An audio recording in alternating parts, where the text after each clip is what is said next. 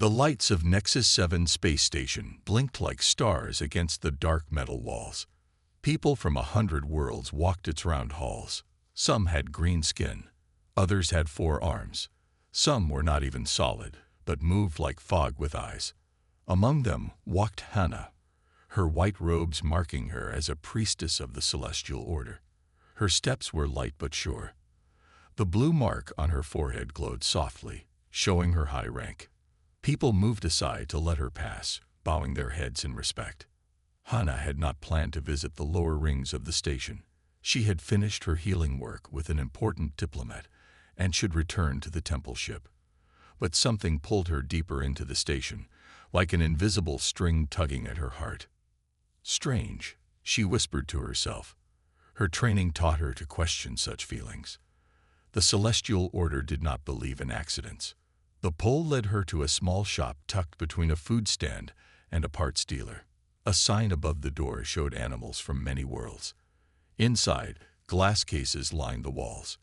Creatures with scales, fur, and feathers looked out at her. The shop owner, a wide man with orange skin and small eyes, hurried over. "Honored priestess, my shop is blessed by your presence." He bowed so low his 3 chins touched his chest. "I was drawn here," Hannah said simply. "I do not know why."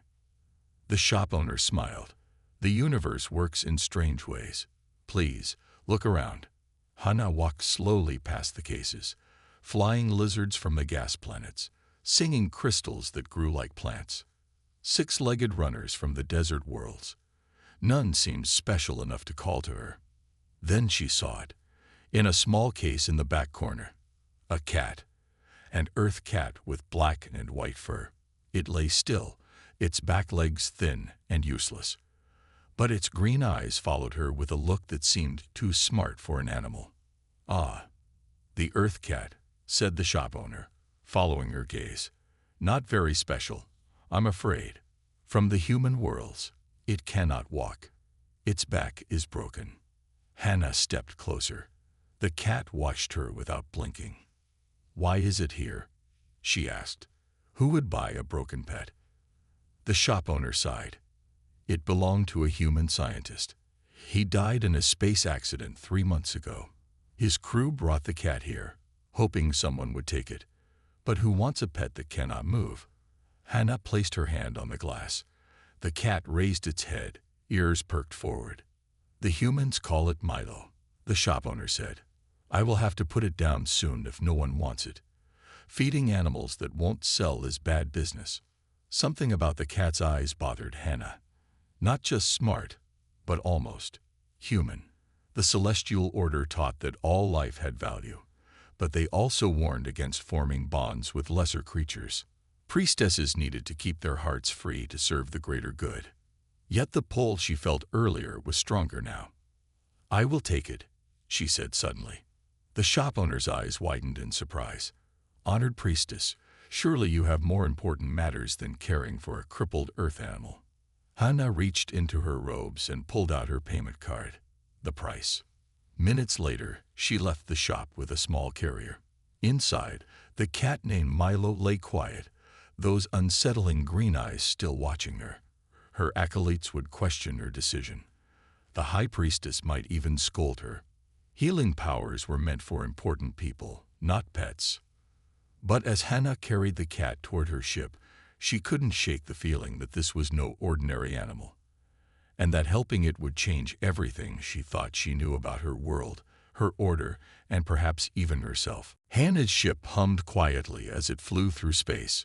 The small room where she slept was clean and empty except for a bed, a small table, and now a cat bed on the floor. Milo watched her from this new bed, green eyes never leaving her face. "You are more than you seem," Hannah said to the cat. She knelt on the floor beside him. "I can feel it." She reached out slowly. When her fingers touched Milo's fur, a small spark jumped between them. Hannah pulled her hand back in surprise. "Very strange," she whispered. Hannah stood up and locked her door. What she planned to do was not forbidden, but it was not common either. Healing powers were meant for important people, not animals. If the High Priestess found out, there would be questions. From a small box under her bed, Hannah took out 3 crystal rods.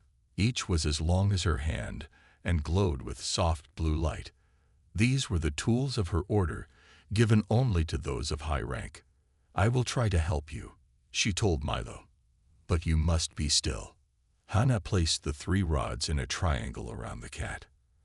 Then she sat cross-legged and closed her eyes. Slowly, she began to sing. The sound was not like normal singing. It was high and low at the same time, and it made the air feel heavy. The crystal rods began to glow brighter. Thin lines of light moved from one rod to another, making a triangle of light around Milo. The cat's eyes grew wide, but he did not try to move. "Show me," Hannah said, her voice now deep and strange. She held her hands out, palms down, over Milo's body. In her mind, Hannah could now see inside the cat. She could see bones, blood, and the thin lines of nerves that carried messages through the body. And she could see the problem: a break in the spine, the main nerve path that controlled the back legs. Hannah pushed her power toward this break. Normally, healing was easy for her. She had fixed broken bones and sick organs in many people. But something was different with Milo. As her power touched the break, she felt resistance, like something pushing back. "Strange," she said again. Sweat began to form on her face. The crystal rods glowed brighter, drawing more power from her. Hours passed. Hannah did not stop. The resistance was still there, but she pushed harder. The air in the room grew hot. The crystal rods began to shake. By the second day, Hannah was tired. Her body wanted to stop, to rest. But she could feel that she was close. The break in Milo's spine was slowly healing. New connections were forming between the nerves. On the 3rd day, Hannah's hands shook. Her voice grew weak. The resistance was almost gone now, but so was her strength. With one final push, she sent all her remaining power into the cat. There was a flash of light. The crystal rods cracked and went dark. Hannah fell backward, her body too weak to sit up anymore. Before she passed out, she saw Milo stand up on all 4 legs. He stretched his back legs, testing them. Then he walked over to her, no longer dragging his back half, but moving smoothly like a normal cat. "It worked," Hannah whispered. Her eyes closed as sleep took her. She did not see Milo watching her with those intelligent green eyes. She did not see him walk to her computer and look at the screen, head tilted as if reading. And she did not see the strange marks that appeared and disappeared on his black and white fur. Marks that looked like ancient writing from a long-dead language. Hannah opened her eyes slowly. Her body felt heavy, like she had slept for days. The ceiling of her room spun above her. How long had she been asleep? She tried to sit up, but found she was too weak. The healing ritual had taken more from her than any healing before. Why had fixing a small cat been harder than healing a dying diplomat? A soft sound made her turn her head. There was Milo, sitting on her desk, not lying down as a broken cat should, but sitting up tall. And stranger still, he seemed to be moving things around on her desk with his paws. "Milo," Hannah whispered. The cat froze. Then, as if nothing strange had happened, he jumped down and walked to her bed. He walked perfectly, his back legs working just like his front ones. The healing had worked. Hannah smiled weakly. "You can walk now," she said. The cat jumped onto her bed and pushed his head against her hand. Was it her imagination, or did those green eyes still look too smart? A loud knock at the door made them both turn. "Priestess Hannah, are you well? Call the voice. You have been silent for 3 days." Hannah tried to answer, but her voice was too weak. The door slid open, and a young man in gray robes stepped in.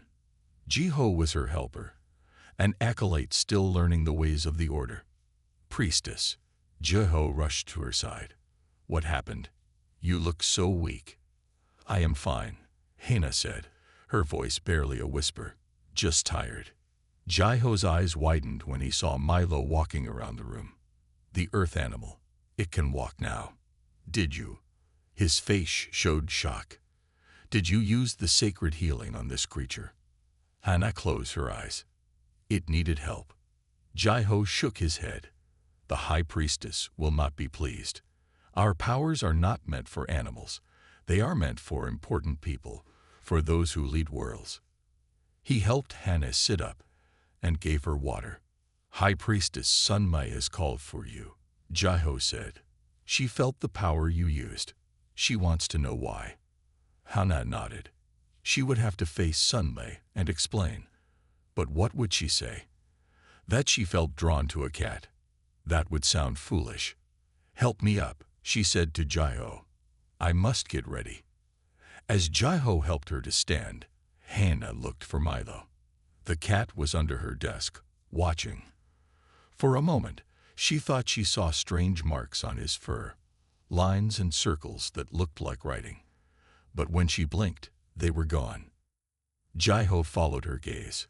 That cat is strange, he said. I do not trust its eyes. They look too aware. Hana nodded. I know. There is something special about him. Jaiho frowned. Be careful, priestess. The High Priestess may take the cat away if she thinks you have broken the rules. After Jaiho left to let her get ready, Hana sat on the edge of her bed. She was still very weak. What are you? She asked Milo. Why were you so hard to heal? The cat said nothing, of course. But he jumped onto her desk again and put his paw on her computer screen. The screen lit up. Hana stood up in shock. Cats did not know how to use computers. They did not turn on screens with a touch. Who are you? She whispered. For just a moment, those green eyes seemed to say, I will show you soon. But then Jaiho knocked on the door again. Priestess. The High Priestess is waiting. Hana took a deep breath. She would have to deal with Sunmai first. But after that, she would find out what secret this cat was hiding. Because now she was sure, Milo was no ordinary cat. Not at all. Hana stood before the large golden doors of High Priestess Sunmai's chamber. Her legs still felt weak from the healing ritual, but she stood as straight as she could. Jaiho waited nearby, looking worried. Remember, speak only when spoken to, Jaiho whispered. The High Priestess has been angry since she felt the power you used. Hana nodded. She was about to knock when a thought stopped her. What if Sunmai took Milo away? The cat was hiding something important. She needed more time to find out what. I need to prepare, Hana said suddenly. Tell the High Priestess I will come in 1 hour. Jaiho looked shocked. But 1 hour, Hana said firmly. She turned and walked quickly back to her room. When Hana entered her room, she froze. Milo was sitting on her desk chair. His paws moved over her computer controls. The screen showed files and pictures moving quickly, as if someone was searching for something. Stop, Hana said. Milo turned his head.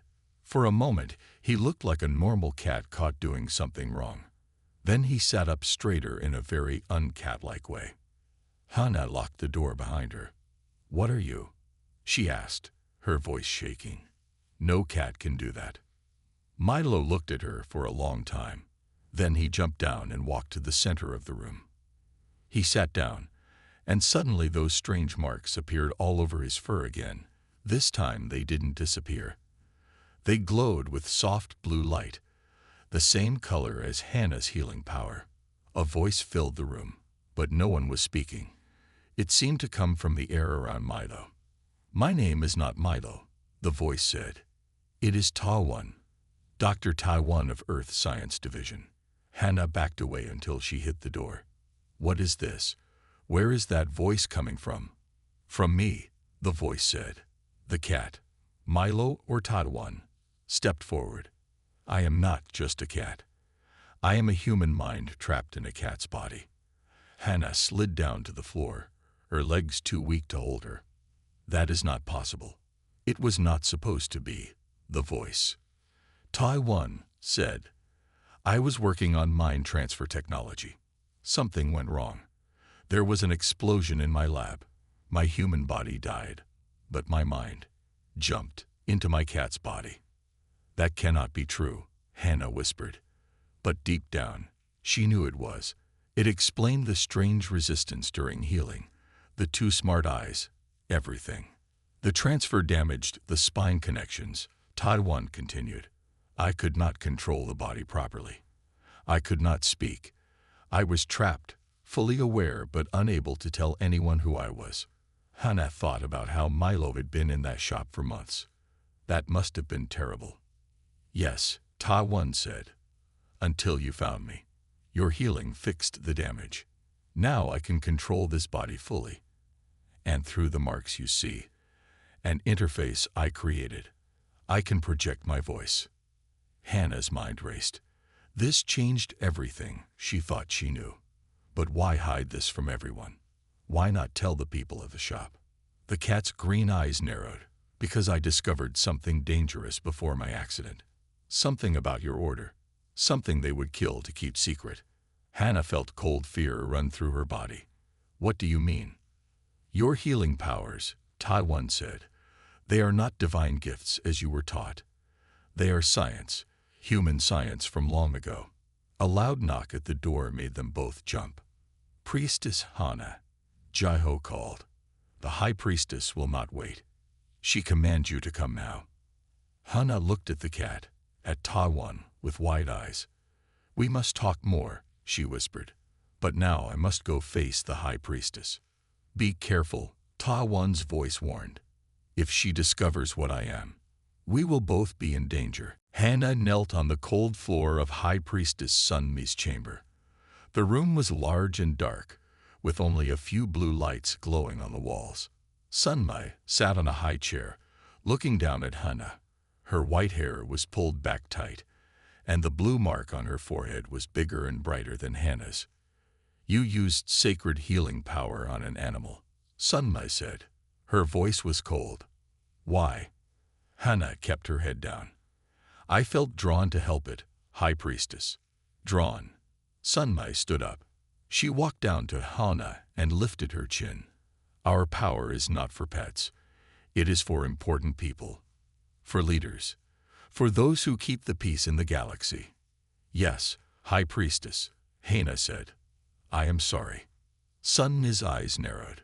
There is something you are not telling me. I can feel it. She touched Hannah's forehead mark. A small shock of power jumped between them. Hannah gasped. You are hiding something, Sunmi said. Tell me. Hannah thought quickly. She could not tell the truth about Taiwan. Not yet. Not until she knew more. The cat belonged to a human scientist, Hannah said. I thought healing it might help me understand human medicine better. Sunmi stepped back. Humans, she said with a cold smile. Always so interesting to you, Hannah. Why? Hannah did not answer. Sunmi had never liked her interest in humans. You will bring the cat to me tomorrow, Sunmi said. I want to see this animal that was so important to waste healing power on. Hannah felt cold fear inside. Yes, High Priestess. Now go, Sunmi waved her hand, and do not use your power again without my permission. Hannah bowed and left quickly. Her heart was beating fast. She had to warn Taiwan. Back in her room, Hannah found Taiwan still sitting by her computer. She wants to see you tomorrow, Hannah said. This is bad. We must leave, Taiwan's voice said. Tonight. Leave? Hannah shook her head. I cannot leave the order. It is my life. Your life is built on lies, Taiwan said. The cat jumped to the desk and touched the screen. Pictures appeared, old pictures of humans in white coats working in a lab. Before my accident, I found these. Taiwan explained. These are from 300 years ago. See the symbols on their coats. He pointed with his paw. Hannah looked closer. The humans wore white coats with a symbol on them, the same symbol that the Celestial Order used. That cannot be, she whispered. The Celestial Order was created by humans. Taiwan said, Your healing power comes from changes made to your genes, not from gods or magic. Hannah sat down hard on her bed. No, that cannot be true. My research team found the truth, Todd One continued. My partner, Dr. Jin, joined your order as a student to learn more. But then he stopped sending messages. And soon after, my lab had an accident. Hannah's mind was spinning. Could everything she believed be a lie? Dr. Jin is still somewhere in the order, Todd One said. We must find him.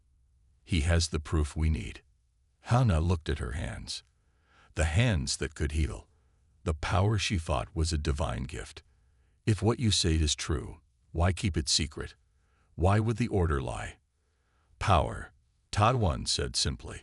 Those who can heal the most important people in the galaxy have great power.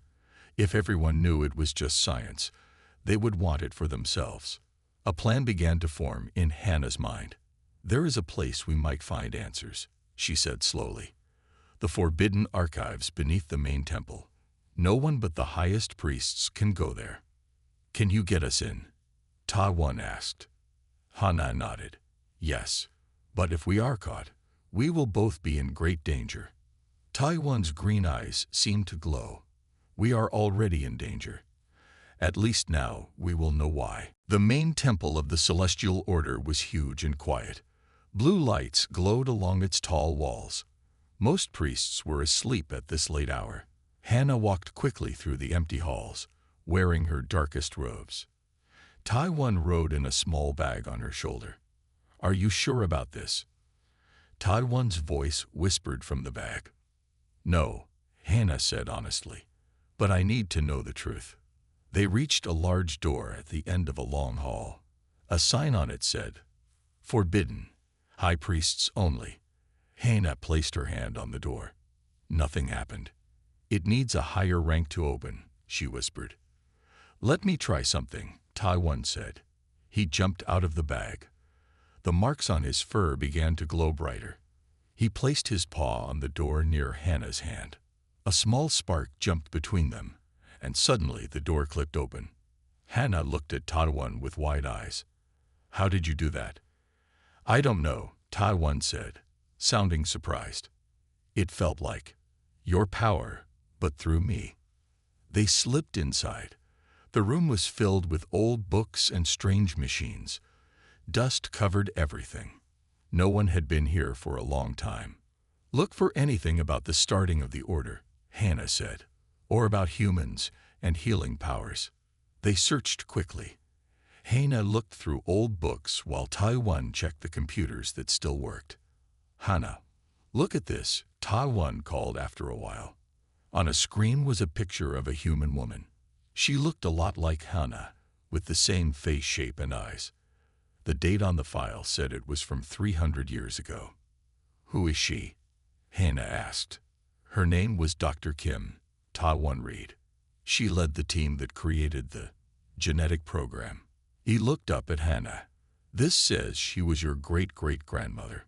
Hannah felt like the floor was moving under her. That cannot be. My family has been in the order for 10 generations. Yes, Tai One said, because they created it. Suddenly, bright lights turned on.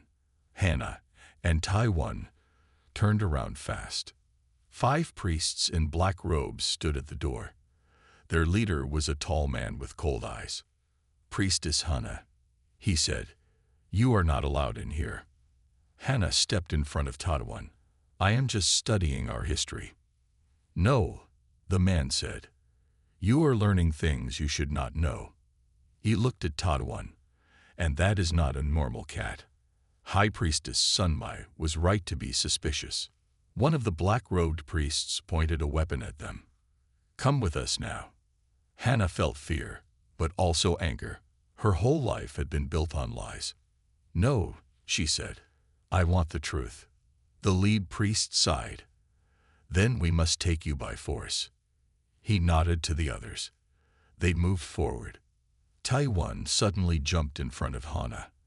The marks on his fur glowed so bright they were almost white.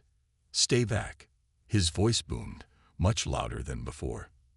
The priest stopped, shocked that a cat was talking. Then they raised their weapons. "Hannah, touch me," Tai-1 shouted. Without thinking, Hannah placed her hand on Tai-1's back. A surge of power unlike anything she had felt before rushed through her. It was like her healing power, but stronger and different. Instead of healing, this power pushed outward. A wave of blue energy burst from them, knocking the priests back against the walls. Their weapons flew from their hands. "How did we do that?" Hannah gasped. "I don't know," Tai-1 said, "but we must go now." As they ran for the door, a new figure stepped into the room. It was Sunmai, her eyes cold as ice. "So," the High Priestess said, "you found your little pet's secret, and now you found your own." She smiled, but it was not a kind smile. "Did you think you were the first to find a human with special abilities? We've known about them for centuries." "Run!" Tai-1 shouted. The cat jumped at Sunmai, surprising her. His fur glowed bright blue as he scratched at her face. Hannah didn't wait. She ran past them and out the door. She heard Sunmai yell in pain and anger. In the hall, Tai-1 caught up to her, running fast on his forelegs. "This way," he said. "To the landing area. We need to get a ship." They ran through the dark halls of the temple. Behind them, alarms began to sound. Red lights flashed on the walls. "There!" Hannah pointed to a small ship used for short trips. They rushed inside, and Hannah quickly started the engines. She had flown these ships many times. "Can you fly us out of here?" Tai-1 asked, jumping into the seat next to her. "Yes," Hannah said. "But where should we go?" Tai-1's eyes glowed green in the dark ship. "I found something in the files. Coordinates to a place called Storage Facility 6. That might be where they're keeping Dr. Jin." The ship lifted off just as guards ran into the landing area. Weapons fired, hitting the side of the ship, but Hannah was already steering them up and away from the temple. "They will follow us," she said, "and they will call other ships to catch us." "We need to move fast then," Tai-1 said. He used his paw to enter the coordinates into the ship's computer. The ship jumped to high speed, leaving the temple behind. Stars streaked past the windows as they flew deeper into space. Hannah's hands shook on the controls. "I can't believe this is happening. My whole life in the Order, all built on lies." "Not all lies," Tai-1 said. "You really can heal. That power is real. They just didn't tell you where it came from." After flying for 2 hours, they reached a field of big rocks floating in space, an asteroid field.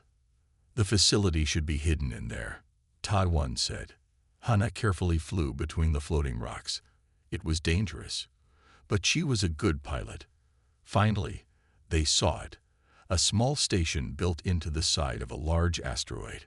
No lights showed from the outside. It looked empty. "How do we get in?" Hannah asked as they landed on the asteroid's surface. "I think our combined power might work again," Tai-1 said. They left the ship, Hannah wearing a spacesuit and carrying Tai-1 in a clear bubble attached to it. They walked to the station's door. When Hannah touched the control panel with Tai-1's paw next to her hand, the door opened just like in the temple. Inside, the air was breathable but cold. Hannah took off her helmet and looked around. The place was dark and quiet. They walked down a long hall until they came to a large room. What they saw made Hannah gasp. The room was filled with glass tubes, each big enough to hold a person, and in each tube was a human, floating in clear liquid, eyes closed as if sleeping. Wires connected their heads to machines that hummed softly. "What is this place?" Hannah whispered in horror. Tai-1 jumped down and walked between the tubes. "It's a prison," he said. "A prison for human minds." Hannah looked at the faces in the tubes. Men and women of different ages, all so still they barely seemed alive. "These machines," Tai-1 said, looking at the screens next to each tube, "they're pulling energy from their brains, taking their thoughts, their power." "But why?" Hannah asked. "To power the Order's healing abilities," said a weak voice behind them. They turned quickly. In the corner of the room, in a tube that was smaller than the others, was a thin man with a pale face. His eyes were open, watching them. "Dr. Jin?" Tai-1 asked, moving closer. The man's eyes widened. That voice. "Tai-1, how are you here? They told me you were dead." "I almost was," Tai-1 said. "It's a long story, but we're here to free you." Dr. Jin shook his head weakly. "Be careful. Sun Mai will be coming. She always knows when someone finds this place." As if on cue, they heard the sound of a ship landing outside. "We need to free these people," Hannah said, looking at all the tubes filled with sleeping humans. "There's no time," Dr. Jin said weakly. "Get the proof and go. That's more important." Tai-1 jumped up to Dr. Jin's tube. "What proof? And how do we get you out?" Dr. Jin pointed to a small computer near his tube. "There, all the files about Project Origin, the truth about the Order, about humans." He coughed. "The release button for my tube is there too." Hannah rushed to the computer. Her fingers moved quickly over the screen.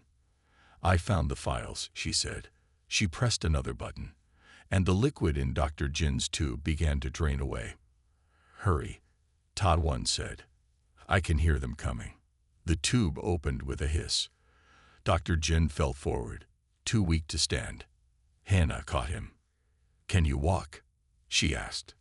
"Not yet," Dr. Jin said. "But take this." He pulled a small device from his pocket. "It's a broadcaster. It can send the truth to every ship and planet in this part of the galaxy." Suddenly, the door to the room slid open. Sun Mai stood there with 10 black-robed priests behind her. Their faces were cold and angry. "Step away from the prisoner," Sun Mai ordered. "You have no idea what you're doing." Hannah helped Dr. Jin sit against the wall. Then she stood tall, facing Sun Mai. "I know exactly what I'm doing. I'm stopping you from using these people like batteries." Sun Mai laughed. "These humans? They're nothing. Their kind filled the galaxy with war and pain for thousands of years. Now they finally serve a good purpose." "These are people," Tai-1 said, his voice echoing in the room. "Not tools." Sun Mai looked at the cat with hate in her eyes. You're like them. A human mind that can make power." She smiled coldly. "You'll make a fine addition to our collection." She raised her hand. Blue light gathered around her fingers, much stronger than Hannah had ever seen. "Step aside, Hannah. This is your last chance." Hannah felt fear, but also a deep anger. "No," she said simply. Sun Mai's face hardened. "Then die with your human friends." She threw the ball of blue light straight at Hannah. Without thinking, Hannah reached down and touched Tai-1. Just like before, power surged between them. A shield of bright light formed in front of them, blocking Sun Mai's attack. Sun Mai stepped back, surprised. "How are you doing that?" Hannah didn't answer. She was too busy feeling the strange power flowing through her. It was like her healing power, but different. Stronger, more raw. Tai-1's voice spoke in her mind. "We can stop her together." Hannah nodded. Together, they pushed the shield forward. It grew bigger, brighter. The black-robed priests backed away in fear. "What is this power?" Sun Mai shouted. She threw another attack, but the shield absorbed it easily. "It's human power," Dr. Jin said from behind them. "The same power you've been stealing for centuries, but freely given, not taken."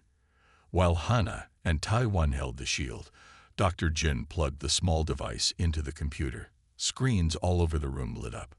The faces of people appeared. People on ships, on planets, in homes across the galaxy. "See the truth," Dr. Jin said to the screens. "The Celestial Order has been lying to you. They've been using humans as power sources. Their healing is stolen, not divine." Sun Mai screamed in rage. She threw all her power at them, but the shield held. "We need to leave," Tai-1 said to Hannah. "More guards will come." Hannah nodded, still holding Tadwan. She backed toward Dr. Jin. The shield moved with them, pushing Sun Mei and her priests back toward the door. "This isn't over," Sun Mei hissed. "The Order has ruled for centuries. People won't believe you." "They will when they see the proof," Dr. Jin said, holding up a small data card. "Every file, every experiment, every human you've kept prisoner. The truth is out now." Through the screens, they could see people reacting with shock and anger. On some screens, other priests were being questioned by those around them. "The revolution has begun," Taiwan said, "and we need to lead it." 3 months later, Hannah stood in the great hall of what was once the main temple of the Celestial Order. The room was filled with people, priests in white robes, humans in simple clothes, and leaders from many worlds. All watched as Hannah walked to the center of the room. Beside her walked Taiwan, still in his cat body. But now, as he moved, a soft light glowed around him. The light formed the shape of a human man walking on 2 legs, a ghost-like image of who Taiwan really was. "Welcome," Hannah said to the crowd. "Today marks the start of a new path for all of us." The last 3 months had been hard but full of change. After the truth about the Order was shown to the galaxy, many things happened quickly. Most priests had not known about the human prisoners. They were shocked and angry to learn the truth. Sun Mei and her loyal followers had tried to fight back. There had been battles on several worlds, but in the end, with Hannah and Tadwan leading the way, the old order fell. All the humans in the tubes were freed. Some had been prisoners for decades. They were weak but alive, and their minds were still strong. "Today we create the new covenant," Hannah continued. "No longer will healing power be for the few. No longer will it come from the pain of others." Dr. Jin stepped forward. He looked much healthier now. "We have learned how the old order changed human genes to make healing powered," he said. "Now we can share this gift properly. Those who wish to heal others can choose to receive this change, but no one will be forced." The crowd nodded and murmured in agreement, and humans will no longer be hidden or used. Taiwan's voice came from the cat, while the light shape of his human form moved its mouth too. "We now know that humans are descendants of the progenitors, the ancient race that first traveled the stars. Their genes hold many secrets and powers." Hannah smiled at Tadwan. They had grown close during these months of change. Working together, they had discovered more about the strange power they could make when they touched. It was not just healing or shields. It could do many things, especially when they focused their minds together. "There is one more thing to share," Hannah said to the crowd. She nodded to a group of people waiting at the side of the room. They rolled in a large machine with a tube on top. "With the help of many scientists, we have created a way to help Taiwan," Hannah explained. "Today, he will move from his cat body to a new human body, grown from his own saved cells." A murmur of excitement ran through the crowd. Everyone knew the story of the human mind trapped in a cat's body. Taiwan jumped onto a platform next to the tube. Inside the tube floated a human body that looked just like the light shape that glowed around the cat. "Are you ready?" Hannah asked quietly. "Yes," Taiwan answered, "but I'm a little scared too. I've been in this cat body for so long now." "I'll be right here," Hannah promised. She placed her hand on his head. That familiar power flowed between them one last time. Dr. Jin started the machine. Lights flashed, and a soft hum filled the room. The cat's body grew still as the glowing shape around it grew brighter. Then the glow moved slowly to the tube, surrounding the floating human body. The room was silent. Everyone held their breath. Suddenly, the man in the tube opened his eyes. The water drained away, and the tube opened. Hannah rushed forward to help him stand. For the first time, Taiwan stood before her as a human. His eyes were the same bright green as the cat's had been. He smiled at Hannah and took her hand. "It worked," he said in a voice that no longer needed to come from the air. Hannah smiled back. "Yes, And now our real work begins. Together, they turn to face the crowd, a former priestess and a former cat, ready to build a new and better world.